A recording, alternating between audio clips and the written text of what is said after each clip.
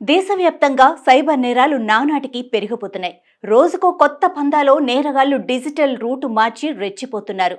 భారీ లాభాల పేరుతో ఆశ చూపటం లేదా డిజిటల్ అరెస్టుల పేరుతో భయభ్రాంతులకు గురి చేయటం, ఇలా సైబర్ క్రైమ్ రోజుకో తీరుగా విస్తరిస్తోంది.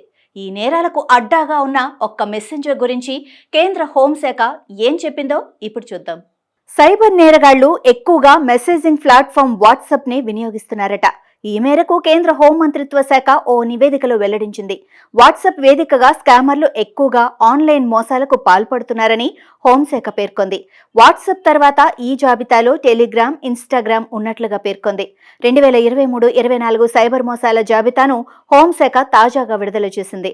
2024 తొలి 3 నెలల్లో వాట్సాప్ వేదికగా జరిగిన మోసాలకు సంబంధించి 43,797 ఫిర్యాదులు వచ్చినట్లు ఆ నివేదికలో వెల్లడించింది. ఇక టెలిగ్రామ్ మోసాలపై 22,680, ఇన్స్టా వేదికగా జరిగే నేరాలపై 19,800 ఫిర్యాదులు వచ్చాయని తెలిపింది. ఈ నేరాల కోసం గూగుల్ సర్వీసెస్ ప్లాట్ఫామ్లను మోసగాళ్లు ఉపయోగిస్తున్నట్లుగా హోంశాఖ తెలిపింది. కొంతమందిని లక్ష్యంగా చేసుకుని ప్రకటనలు చేసేందుకు గూగుల్ అడ్వర్టైజ్మెంట్ ప్లాట్ఫామ్ ను వినియోగిస్తున్నట్లు తెలిపింది.